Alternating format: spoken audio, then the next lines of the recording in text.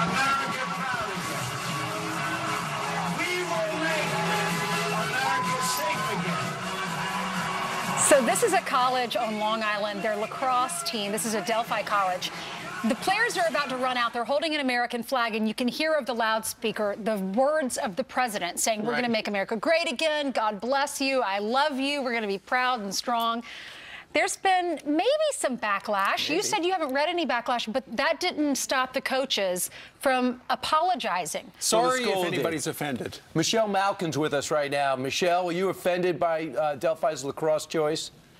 No, I was not. And I think that, unfortunately, the officials there did not follow the rule. Never apologize.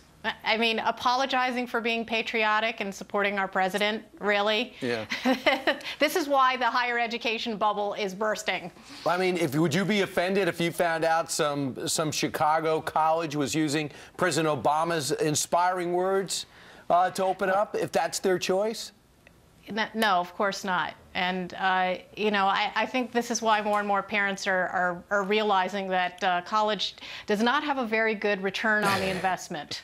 Good point. All right, Kellyanne, speaking of apologizing, you know, I think the Democrats across the board would like to see the President of the United States apologize for firing James Comey, even though they were all calling for his head starting last summer when he announced that they were looking into Hillary Clinton's crazy email situation. What do you make of what is going on and how the room temperature has risen in Washington, D.C.? Yeah, well, you know, you hear this mantra over and over again that it's the timing of the firing that's really troubling. It's not the timing. It's the fact that President Trump has the authority to fire and hire. These people still have not accepted that Trump won and Hillary lost, and they haven't gotten over that. And the hypocrisy is overwhelming. It is gobsmacking in its volume.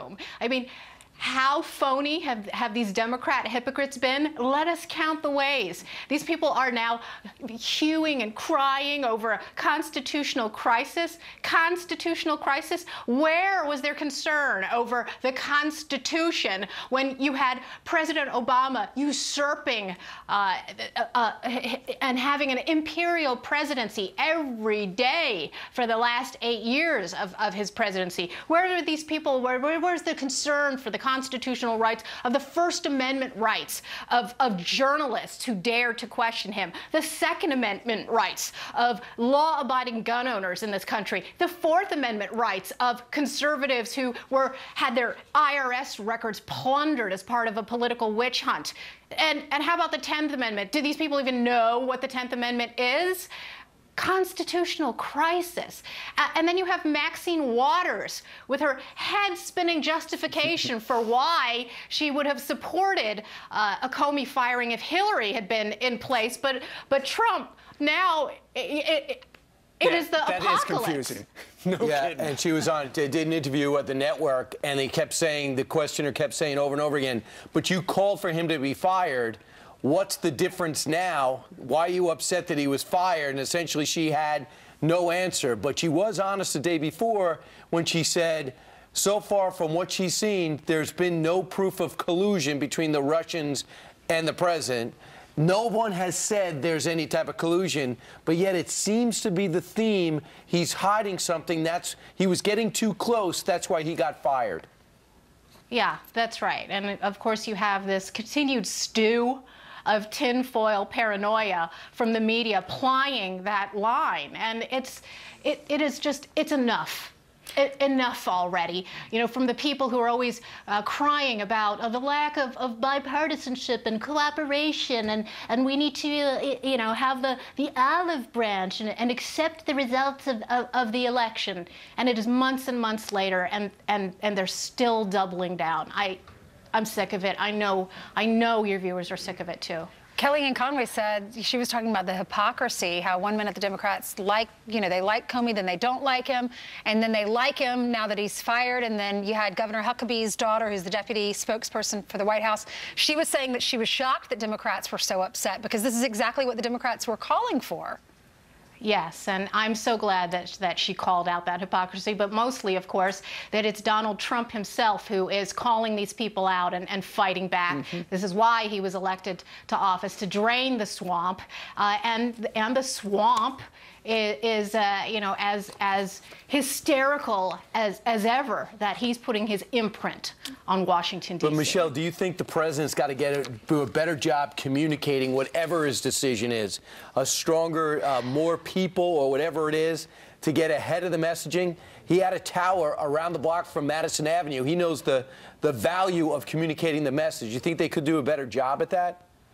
Well, you could speak as clearly and with as clarion tone as you possibly could, and still not be able to cut through the smoke screen of the anti-Trump media. I think they're doing a fine enough job calling out this hypocrisy. And yes, a lot of times repetition is the way that you need to defeat these people. And to your point, Michelle, we've got a graphic to show how the networks covered last night, not just Comey, but the Russian angle of it. And look at that. It's almost 8 minutes on CBS, about the same for ABC, and 9 minutes for NBC. And clearly the message was, the implied message with a lot of the folks on cable news, it is the reason Donald Trump fired James Comey was because he wanted to cover up the whole Russia thing. Yeah, and what part of James Clapper's testimony when he said there was no evidence of collusion between the Trump and the Russians, do these people not understand? I mean, it's the agenda-driven media, and I think what people need to see clearly here is that, I mean, these people are like Marsha Brady, right? Jan Brady. Russia, Russia, Russia, Russia, Russia, Russia. And every time they soak up precious news time talking about that, they're distracting the American public from so many important stories that are happening across this country, and of course, the successes of the Trump administration to date. All right, let's talk about this story. We interviewed Benjamin Lake, who's the father of little Lennox, who's a 6-year-old little boy. They live in California. They were going to Disneyland, and they were hit by an illegal immigrant who had been deported 15 times. The guy, his blood alcohol level was 2 times the legal limit, and he fled. Thankfully, he was found because his car was so badly damaged. Here's a picture of Lennox. He's undergone several surgeries. The good news is, Michelle, he did survive, and he's going to be okay. He's still in the hospital. This is what the dad had to say earlier. How did you feel about this before it really affected your family, though? You know, I was kind of one of those things where I was kind of like indifferent. I didn't really know the impact. I didn't want to believe that there was this big of an impact, but it's real, it's there, and it's scary to know that, you know, these people are running around and can hurt people, and then it's hard to get any sort of recompensation from them. We have a systemic problem that we all need to deal with. I don't think it's Republican or Democrat. I think as Americans, we just need to make sure that our country's safe for our kids and for the future generations, that we're not letting bad people stay here or keep coming back. So, Michelle, just like Kate Steinle's family, they just said, you know, we didn't really think about the fact that we live in a sanctuary city or we live close to the border. We didn't think about this because it didn't affect our family. And then now they're experiencing it firsthand, a father's worst nightmare.